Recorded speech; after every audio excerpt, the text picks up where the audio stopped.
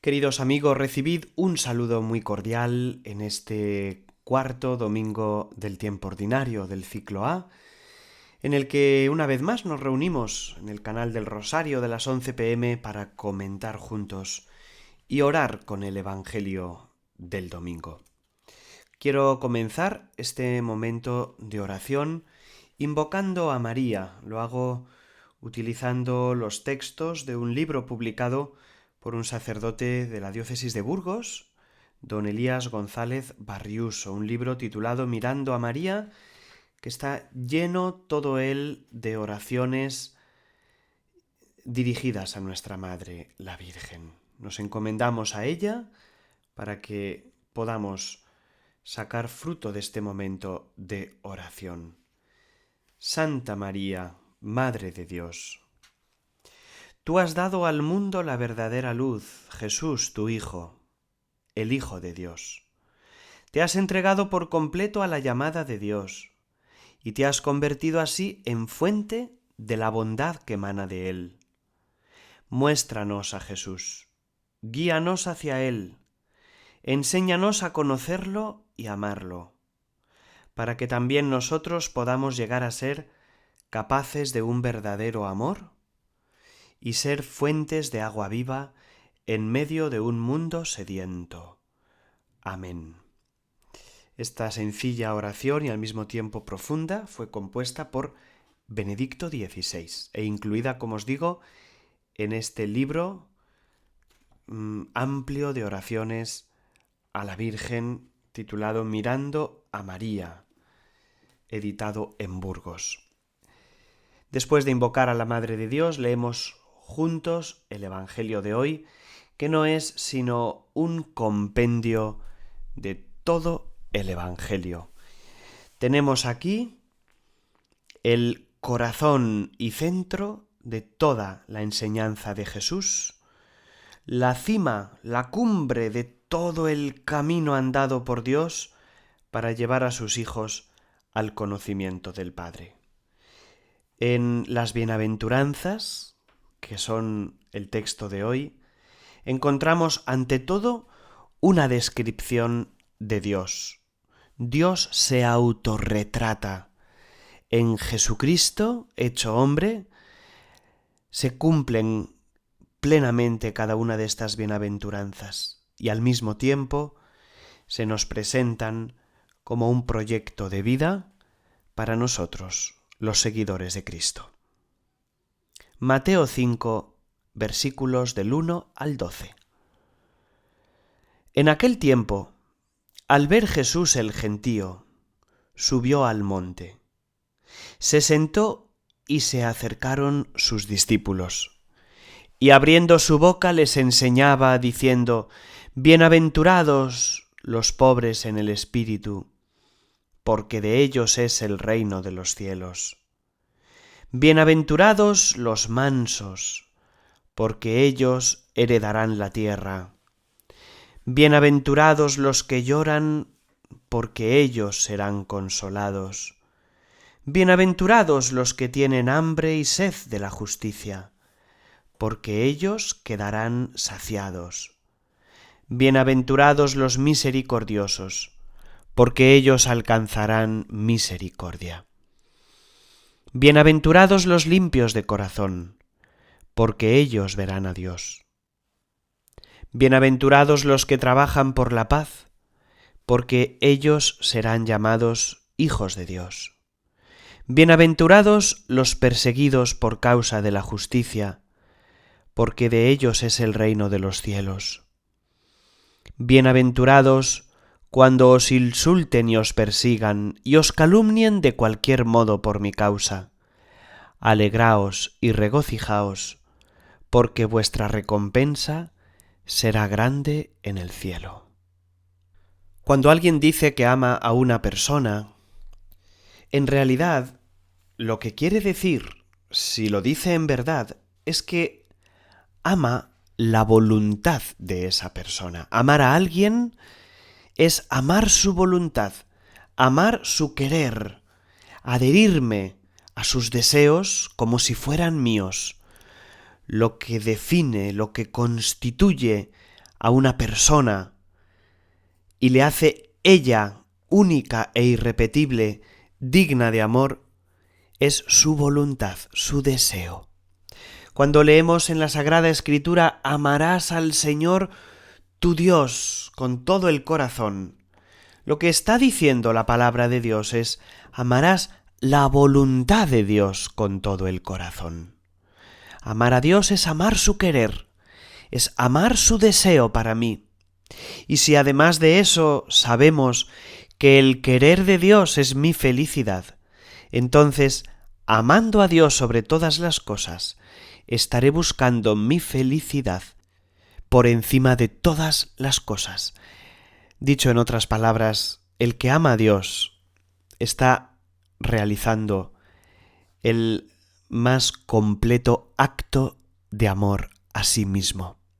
Todo lo que Dios nos manda, todo es un regalo para que, cumpliendo esa voluntad de Dios, podamos descubrir nuestra propia imagen y semejanza de Dios. Amarás al Señor tu Dios, es decir, amarás su voluntad. Por tanto, cuando Jesús, en el discurso de las bienaventuranzas en el monte, el discurso de la montaña, capítulos 5 y 6 del Evangelio de San Mateo, nos dice cómo seremos bienaventurados, nos está revelando en plenitud el proyecto de la felicidad que Dios tiene para cada uno de nosotros. Y por eso Dios no se cansa de repetir 8 veces la misma palabra para que no se nos olvide. El objetivo de todo esto que nos dice es que seamos bienaventurados, es decir, felices, es decir, plenos de la plenitud de Dios. Y no solo eso, sino que en cada bienaventuranza se nos dice al final de la misma en qué consiste esa plenitud, esa felicidad. Somos bienaventurados porque estamos llamados, vamos a repasar, a ser poseedores del reino de los cielos, porque vamos a recibir el consuelo de Dios, porque vamos a heredar la tierra, porque vamos a ser saciados de justicia, porque vamos a alcanzar misericordia, porque vamos a ver a Dios, porque vamos a ser llamados hijos de Dios, porque nuestro es el reino de los cielos y porque grande será nuestra recompensa en el cielo. Tenemos 8 bienaventuranzas y me quiero fijar con vosotros en algunos detalles de las mismas. La primera y la octava contienen la misma promesa, porque de ellos es el reino de los cielos, porque de ellos es el reino de los cielos. De alguna manera podemos decir que son el fundamento, la base, el contexto en el que se encuadran todas las demás. Son un paréntesis que se abre y un paréntesis que se cierra. Y dentro de esos 2 paréntesis se nos desentraña, se nos explica lo que significa que sea nuestro el reino de los cielos.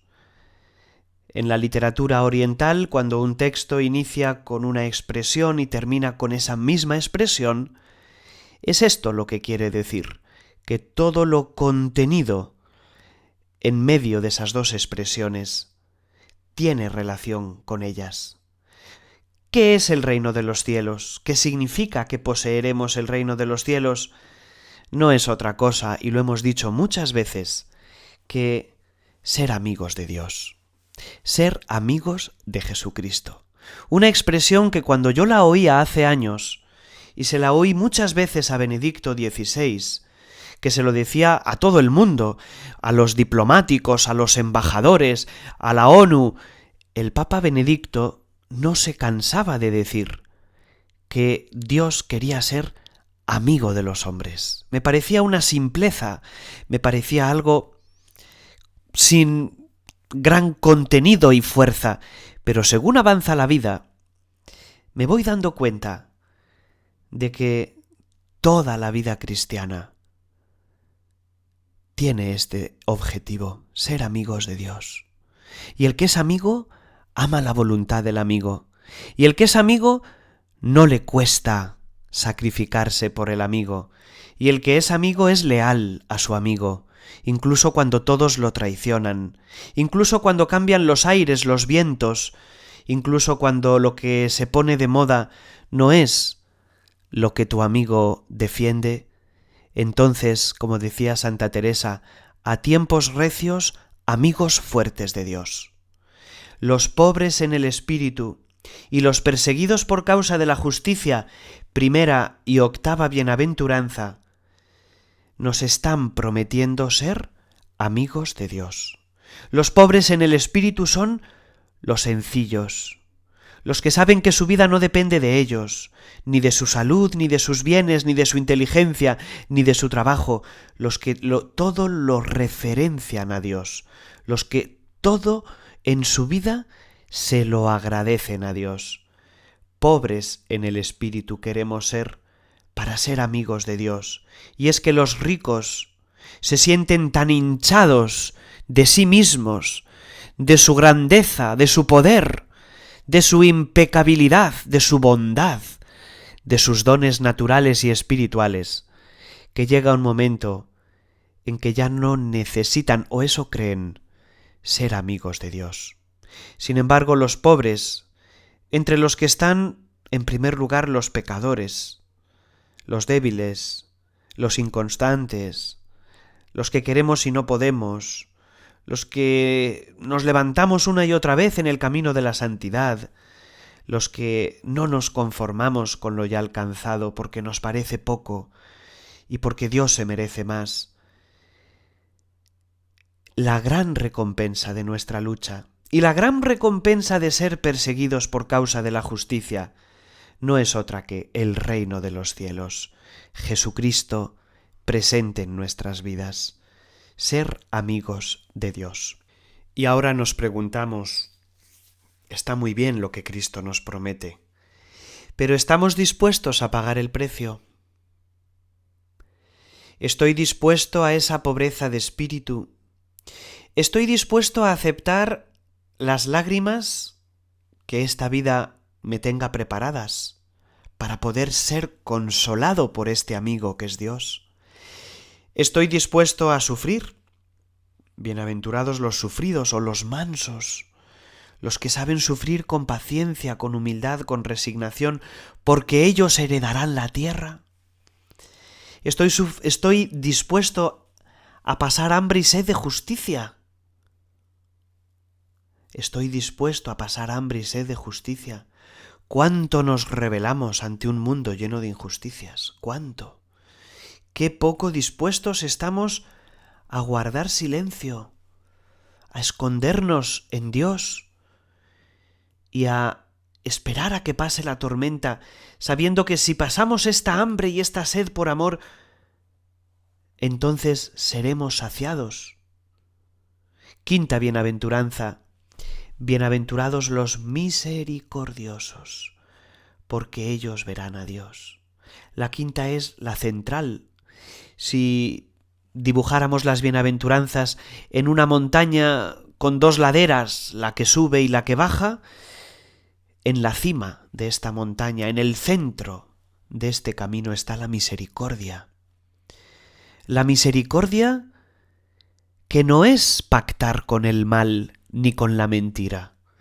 La misericordia que es tender la mano al que está en el mal o al que vive en la mentira.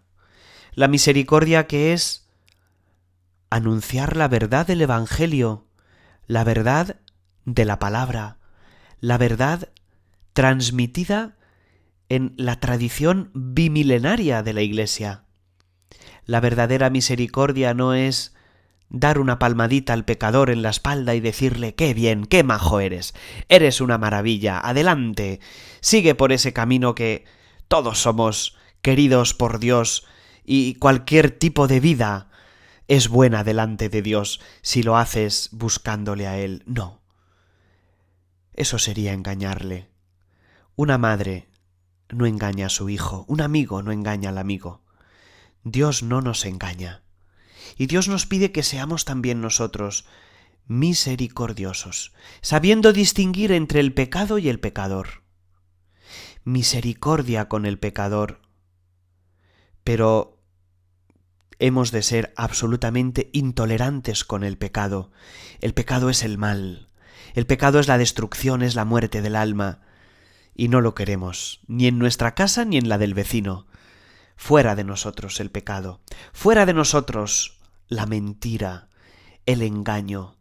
Abramos los ojos a los que tenemos cerca para que descubran dónde está la verdad y el bien de Dios. Bienaventurados los misericordiosos, porque ellos alcanzarán misericordia. Fijaos qué expresión, alcanzar, como el que consigue llegar a la cumbre de la montaña. Y bajando por la segunda ladera nos encontramos la pureza de corazón. Bienaventurados los limpios de corazón, porque ellos verán a Dios. Tendrán el corazón suficientemente preparado, la vista nítida, el corazón dispuesto para descubrir a Dios. Los impuros de corazón no ven a Dios, solo saben ver lo material, lo carnal, lo de esta tierra. Seguimos bajando, dichosos los que trabajan por la paz, porque serán llamados hijos de Dios. Los que trabajan por la paz. ¿Cuántas veces hemos preferido la guerra? ¿Cuántas veces hemos creado guerras inútiles dentro de nosotros y en torno a nosotros? Y la guerra desdice de ser hijos de Dios. ¿Cómo podemos ser guerreros en el sentido negativo de la palabra y querer ser hijos de Dios, que es un Dios de paz? Otra cosa es la guerra contra el pecado. Es así. Esa la tenemos declarada, porque el pecado no es nuestro hermano.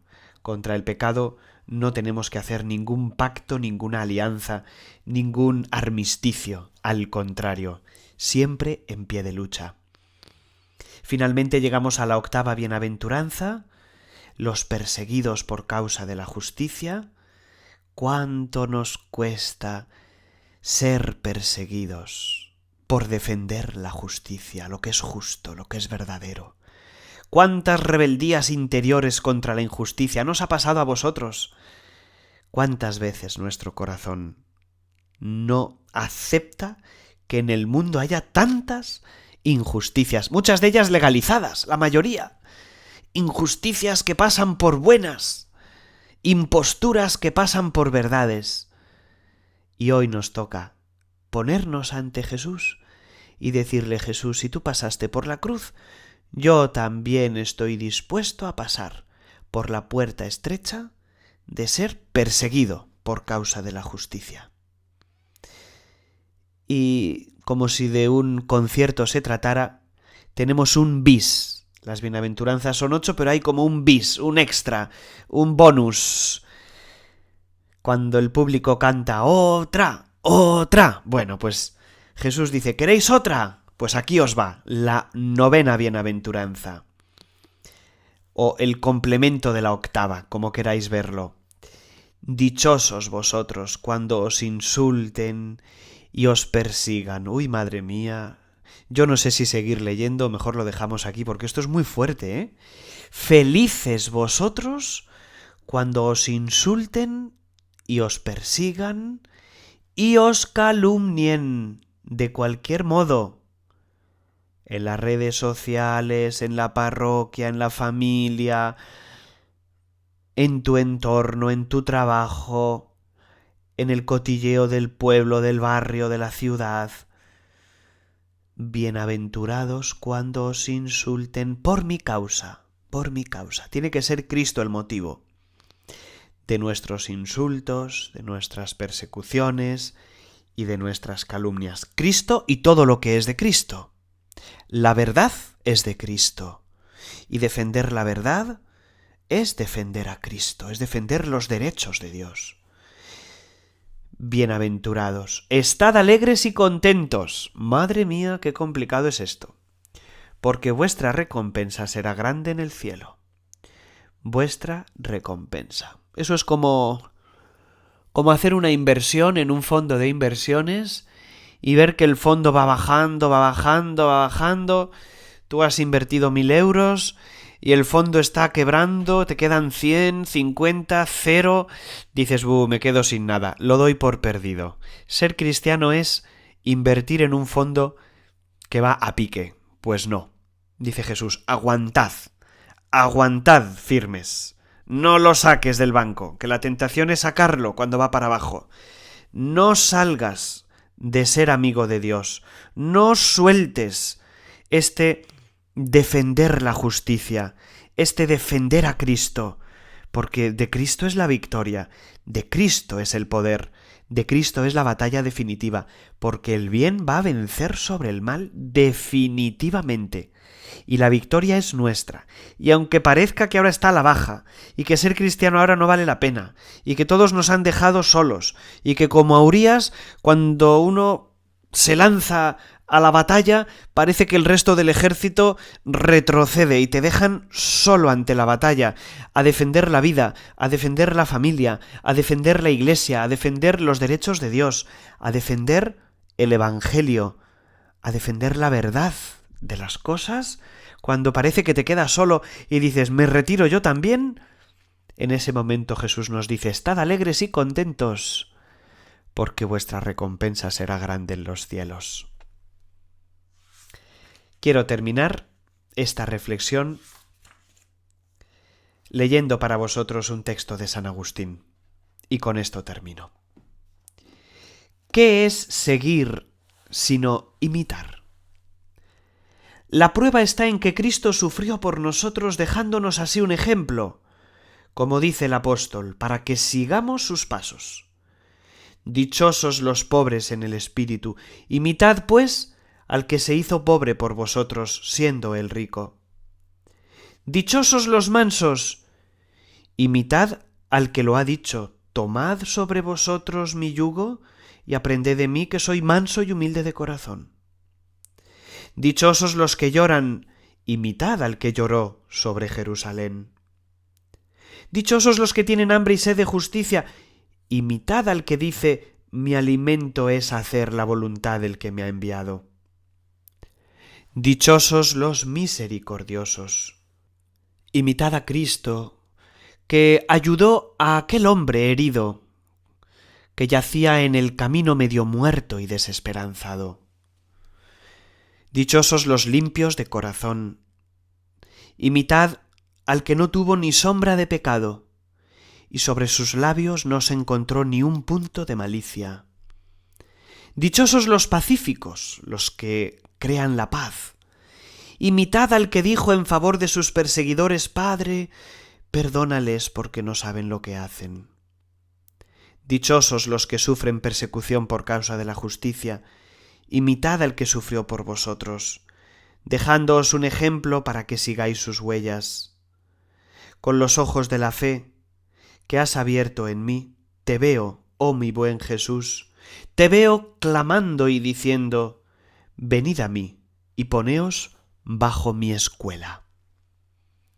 Y que por medio de María, la bienaventurada, porque fue pobre, humilde, porque lloró, porque sufrió hambre y sed de justicia, porque fue limpia y misericordiosa de corazón, porque creó la paz allí donde estuvo, y porque sufrió persecución por causa de la justicia, que por medio de esta Madre, tan buena y tan santa, Dios os bendiga, el que es Padre, Hijo y Espíritu Santo, descienda sobre vosotros. Amén.